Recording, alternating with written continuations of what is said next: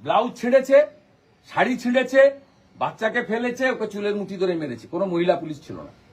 তারপরে তার শ্বশুর বাড়িতে গিয়ে তাকে ধরেছে। সে তো আমরা কোর্টে ফরওয়ার্ড করবে, বুঝে নেব, হাইকোর্ট খুললে বুঝে নেব। কিন্তু আমার প্রশ্ন, 41-এ নোটিশ না দিয়ে যাবেন কেন? দ্বিতীয় প্রশ্ন, ইউনিফর্ম ছাড়া যাবেন কেন? তৃতীয় প্রশ্ন, বডি ক্যামেরা ছাড়া যাবেন কেন? চতুর্থ প্রশ্ন, মহিলা এবং শিশুর গায়ে হাত দিবেন কেন? এই যে ডিউটি অফিসার 15 মিনিট ধরে আমার বক্তব্য শুনে যাচ্ছে, উত্তর দিতে পারছে না, উত্তর ওর কাছে নেই। কারণ কলকাতা থেকে ফোন এসেছে, এ করেছে।